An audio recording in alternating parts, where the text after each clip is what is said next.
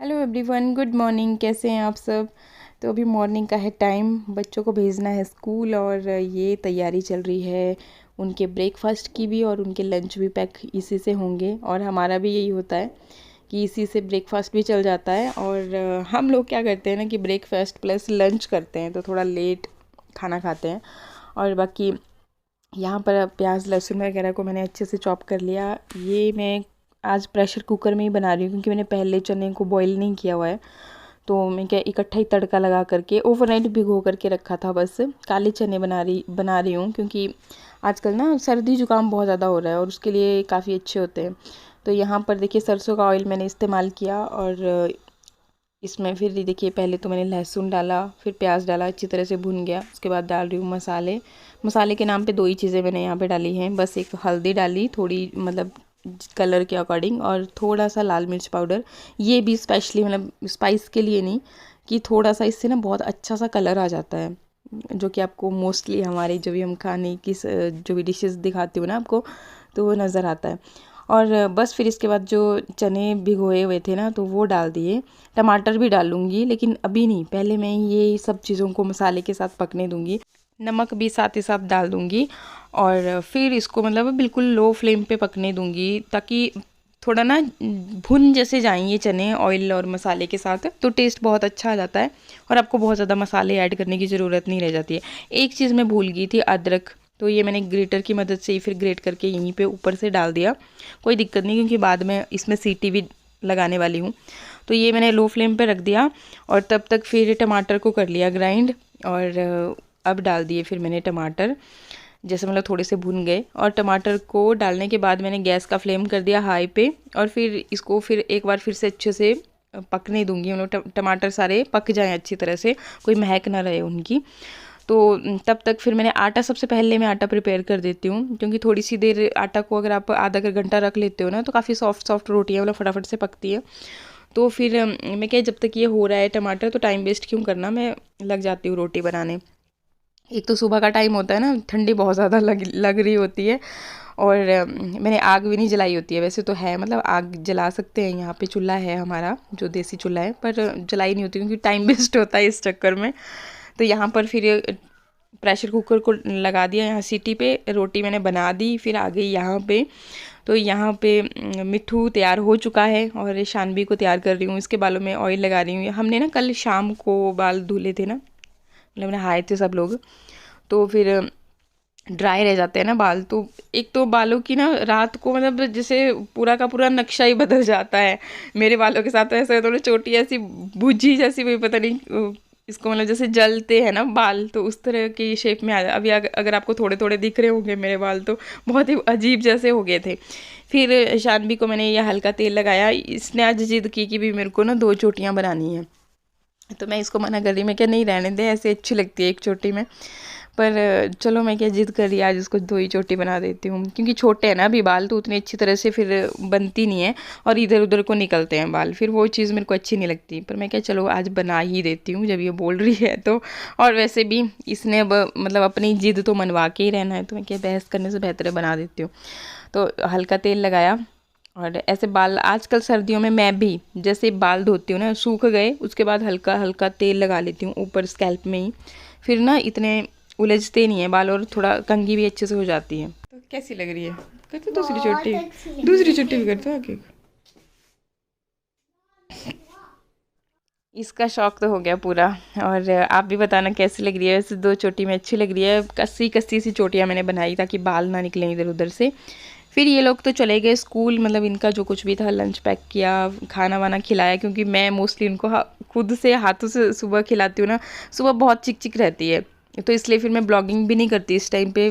थोड़ा बहुत अगर मैं खुद से काम कर रही हूँ ना कुछ भी, तब तो ठीक है, भी लगा दिया स्टैंड पे कर रही हूँ। और अगर इनको बोल देते तो बस एक एक कुछ बोलेगा फिर दूसरा कुछ बोलेगा, तो उससे बेहतर है कि भी चलो रहने ही दो, छोड़ो परे। फिर जैसे ये लोग चले जाते हैं ना, फिर आराम से आज मैंने मतलब सुबह सुबह ही सारा काम कंप्लीट कर लिया। तो मैं क्या, पहले मैं घर की साफ़ सफाई भी कर लेती हूँ। आज ना ठंडी ठंडी हवाएं चली हुई हैं, तो जो रात को पालरू वगैरह पड़ता है ना, तो वो सूख गया था, तो मैं क्या फटाफट से अपना काम ही कंप्लीट कर लेती हूँ पहले तो। फिर आराम से मतलब एडिटिंग वगैरह सब कंप्लीट करके जब बच्चे आएंगे तो एकदम फ्री होकर के, क्योंकि ये लोग फिर शिकायत करते हैं अगर इनके सामने मैं कुछ एडिट कर रही हूँ, वीडियो बना रही हूँ, तो कि नहीं भाई हमें मम्मा तो हमेशा यही चीज़ें करती रहती है। तो सही भी है कि बच्चों को भी तो थोड़ा टाइम मिलना चाहिए ना। और फिर यहाँ पे पहुँच गई जी। अच्छा, बाहर बाहर का एरिया मैंने क्लीन कर लिया। फिर हमारे रूम में, क्योंकि सब लोग पतिदेव ने भी जो भी जैकेट वगैरह उतारेंगे यहीं पे पटक के गए होते हैं, तो मैंने पहले इनको ही अरेंज कर लिया सारा कुछ। फिर अब इस वाली साइड के पोर्शन वाला, मतलब इस वाला पोर्शन जो है ना, वो इधर की साइड को फिर मैं सारा कचरा वचरा लेकर के आती हूँ, फिर यहाँ पे इकट्ठा कर देती हूँ उसको। तो ये देखिए, मैंने बाहर धूप आज बिल्कुल भी नहीं लगी हुई है, बस हल्की हल्की अगर कहीं दिखाई दे रही होगी तो बिल्कुल यूं ही शेड जैसी पड़ रही है, बाकी ऐसी नहीं है कि भी यहाँ सेकने बैठ जाएं, धूप सेकने या फिर कुछ भी काम होने वाला है। तो फिर इसके बाद मैं क्या फटाफट से अपना भी काम शुरू कर देती हूँ। तो मेरा आज फास्ट है, इसलिए मैं क्या चलो आज मैं ये वाला कुर्ता ट्राई करती हूँ। नंदी भी आ गया था, इसका खाना वाना हो गया है। और बाकी फिर मैं क्या पौधों को पानी दे देती हूँ जब तक पानी गर्म हो रहा था। आजकल बहुत टाइम लगता है ना इसमें गीज़र में पानी गर्म होने के लिए भी। तबीयत थोड़ी सी ख़राब है ना, इसलिए बेड पे ही खाना खा रहे हैं। मैं इसलिए जल्दी खा रहा हूँ, मैंने खानी है दवाई। थोड़ा सा बताइए क्या क्या हुआ आपको। यार सर में दर्द है, जुकाम हो गया बहुत ज़्यादा, बुरी हालत है। आवाज़ से लग रहा है। हो गया आपका क्या और लाऊं सब्जी? बस हो गया। ठीक है। लगभग 10 साढ़े 10 बज गए थे, तो आज मतलब बाकी दिनों के कंपैरिजन में आज इन्होंने थोड़ा, वो भी मैंने फोर्स किया कि वे फटाफट से खा लो, फिर दवाई खा करके रेस्ट करो। तो इनको सुला दिया, फिर मैं नहा करके आई। और बाल बहुत ज़्यादा गंदे हो रखे थे। फिर मैंने पहले हल्का हल्का तेल लगाया बालों में, फिर जैसे आप देख ही रहे हो ना, पहले चोटी को खोलती भी जा रही हूँ ना, और साथ साथ में कंघी भी करती जा रही हूँ। अगर एकदम से पूरे बाल खोल दूँगी ना, फिर तो इतने बुरे हाल से उलझ जाते हैं। एक चीज़ मैं आपके साथ शेयर करना चाह रही थी। पहले एक बार पूछा भी था आपने, जो मैंने रिबॉन्डिंग करवा रखी थी, मैंने स्ट्रेट करवाए हुए थे ना बाल, तो वो देखिए 2 साल तक ही चलती है ये चीज़ें। फिर उसके बाद देखो अभी आप, मेरे बाल जैसे थे ना पहले, थोड़ा करली है मेरे बाल, बहुत ज़्यादा भी नहीं। मेरी मम्मी के बाल भी थोड़ा सा करली, अभी तो खैर चोटी भी करी है ना, तब भी आपको थोड़ा लग रहे हैं। और ऐसे तो मतलब उतने ज़्यादा करली नहीं है कि जैसे होते हैं ना बहुत ज़्यादा करली करली, वैसे नहीं है, थोड़े थोड़े हैं। तो फिर मैंने स्ट्रेट करवाए थे, और स्ट्रेट करवाने से फिर बहुत ही मतलब एकदम स्मूथ से सिल्की शाइनी चमकीले से लगते हैं ना, मतलब एकदम शाइन मारते हैं। तो फिर 2 सालों के बाद बिल्कुल जैसे पहले की तरह। इसके देखो 2 रीज़न होते हैं। एक तो जो आपने रिबॉन्डिंग कर रखी है ना, जो स्ट्रेट बाल हो रखे हैं, तो हमारे बालों की लेंथ बढ़ जाती है। तो जो नीचे से बाल आएंगे, मतलब जो न्यू ग्रोथ होगी, तो वो तो जैसे हमारे पहले थे वैसे ही ग्रोथ आएगी अगली।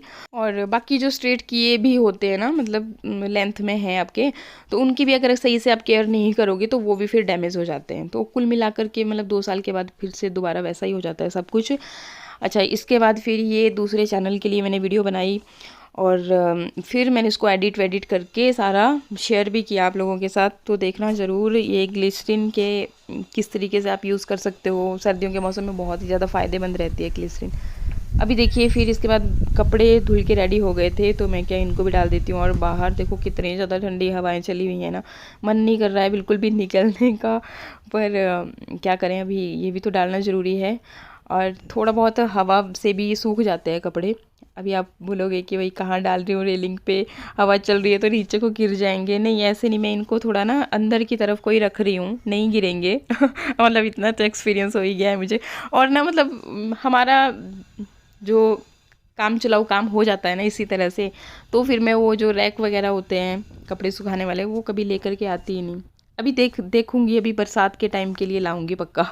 आज ना बहुत ज़्यादा ठंड हो रही है, और ठंड के मारे ना घर से बाहर निकलने का तो बिल्कुल भी मन नहीं कर रहा। और ये देखिए, मैं हीटर के सामने बैठी हुई हूँ। इससे पहले मैंने आज क्या किया ना, मैंने सुबह सुबह अपने सारे काम निपटा लिए फटाफट से। और फिर आज मेरा मंडे का फास्ट भी है, तो फिर मैं रेडी शेडी होकर के दूसरे चैनल के लिए वीडियो बनाया, एडिट किया, फिर वो सारा काम निपटाया। फिर उसके बाद मैं क्या ब्लॉग का भी कर लेती हूँ। फिर बहुत सारे पेंडिंग काम पड़े हुए हैं। अभी देखिए 2 तो फंक्शन आने वाले हैं घर पे। एक तो अभी कल ही मतलब उसका न्योता आया, और वो 23 को है। अंजना की जो नाम, बेटे का नामकरण की जो रस्म होती है, वो सारा कुछ अपने अपने जगहों पे अलग अलग नाम भी बोलते हैं, तो मैं नामकरण इसलिए बोली हूँ। हमारे इधर पे वैसे चौका बोलते हैं उसको, कहीं कहीं पे गंदरियाला भी बोलते हैं, और मतलब अपने अपने एरिया के हिसाब से लोकल में बोला जाता है।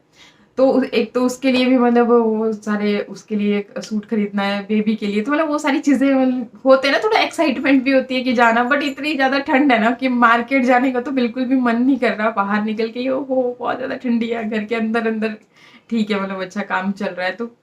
और वैसे भी हीटर के सामने बैठ जाओ तो फिर कहाँ ठंड लगनी है। ये भी है। फिर दूसरा फंक्शन अभी भाई की शादी, मतलब वो भी धीरे धीरे अगर चलता रहे ना थोड़ा थोड़ा तो सही रहता है।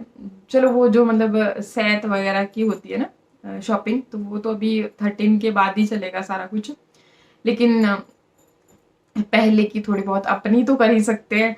तो वो सारी चीजें भी फिर मतलब ठंड की वजह से फिर, आज इतनी ज्यादा ठंडी हवाएं चली हुई है ना, बिल्कुल भी मन नहीं करा बाहर निकलने का। तो ऐसी ऐसी है मेरी गपशप। बाकी ब्लॉग्स भी देखा कीजिए, और पता नहीं कहाँ सारे लोग गायब हैं, देखते ही नहीं है कोई ब्लॉग।